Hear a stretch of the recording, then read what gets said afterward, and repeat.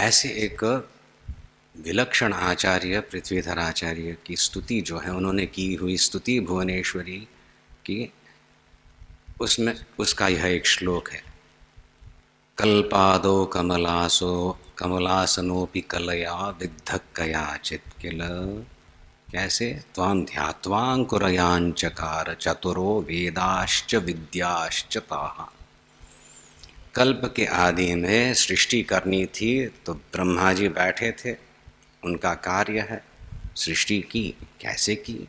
पहले भगवती आपका ध्यान किया उसने, तब जाके वो विद्या प्राप्त हुई, तब वेद प्रस्तुत हुए और फिर वहाँ से सृष्टि हुई। त्वां ध्यात्वांकुरयांचकार चतुरो वेदाश्च विद्याश्च ताः। अब मैं क्या प्रार्थना कर रहा हूँ?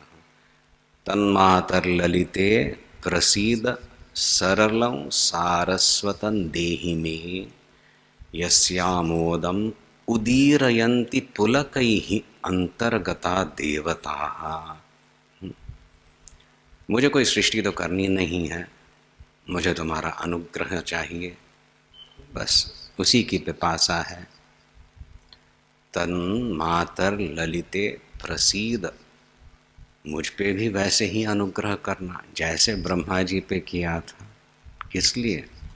सरलम सारस्वतन देहि में, मुझे सरल सारस्वत प्रदान करना। यस्य आमोदम उदीरयन्ति अंतर्गता देवताः पुलकैः। शरीरस्थ जो दिव्य शक्तियाँ हैं मेरे में, वो जागृत हो जाएं, मेरे वाणी में एक ऐसा सौष्ठव आए और वो देवताएं सारे प्रसन्न होके मेरे अंग में रोमांच होने लगे। विलक्षण एक स्तोत्र है, इस पे मैं बहुत चिंतन करता हूँ। संवित दृष्टिकोण है, ये केवल एक वाक पटुता की बात नहीं है। सरलम सारस्वतन देहि में, यानी मुझे ऐसे बुद्धिमान बनाओ, मेरे वाणी इतनी मधुर हो, लोग प्रभावित हों ना। ये कुछ अलग ही बात हो रही है। एक तो वाणी के स्तरों में भगवती का स्पर्श होना चाहिए, समझ रहे हो? वहाँ पे ब्रह्मा जी जो है 4 वेदों की उन्होंने रचना की, उपस्थित किए 4 वेद, वहाँ से सृष्टि हुई। ऋषिवर्य क्रांत दृष्टा हैं वो, उन्होंने देखा, वो ज्ञान प्राप्त किया।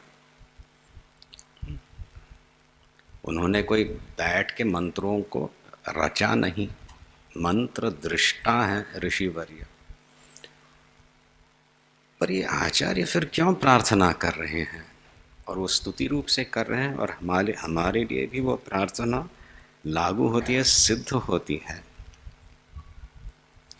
सरल सारस्वत मुझे प्रदान करना। वहाँ पे 4 वेदों की बात हो रही है, यहाँ पे 4 स्तर वाणी के, उस पे ध्यान जाना हमारा लगता है। व्यक्ति एक वाणी रहती है, उसमें एक सौष्ठव आए, बोलने में गलतियाँ कम हो जाए, ऐसी प्रार्थना वैखरी स्तर पे। उससे पहले मध्यमा स्तर पे भी वाणी झंकृत हो रही है।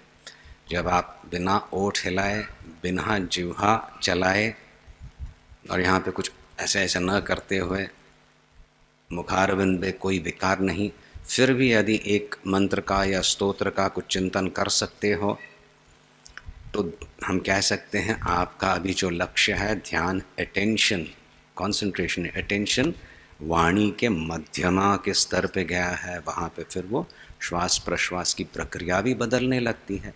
जैसे मैं बोलना चाहूँ, श्वास लेके बोलूँगा, श्वास अंदर लेते हुए बोला नहीं जा सकता।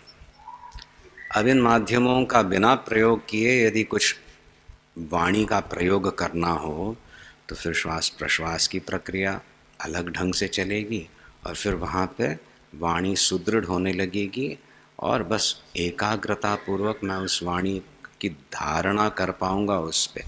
उसको क्या कहते हैं? मध्यमा के स्तर पे। वहाँ पे एक सौष्ठव आने लगे।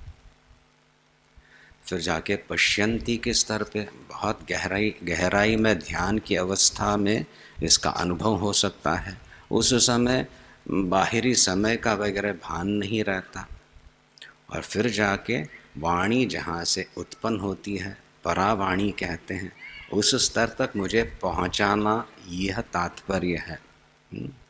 हम बोलते हैं, कुछ इन्फॉर्मेशन की बात आती है, कभी कभी भावपूर्वक बोलते हैं तो उसमें बल आने लगता है। उपासना करके बोलें तो फिर वो मंत्र सिद्ध होने लगता है। पर फिर भी वाणी जो है वो परावाणी से ही विनिश्रित होने वाली है। तो हमारे वाणी में बल क्यों नहीं आ रहा? तो वो बल फिर से आना चाहिए। और उस वाणी का जब प्रकटन हो तो सचमुच शरीरस्थ देवता भी प्रसन्न होने लगते हैं। ऐसा मुझे वरदान दो हे भगवती, ऐसी उनकी प्रार्थना है। ये प्रत्येक साधक के लिए एक उचित प्रार्थना है, ये आप स्वीकार लीजिएगा।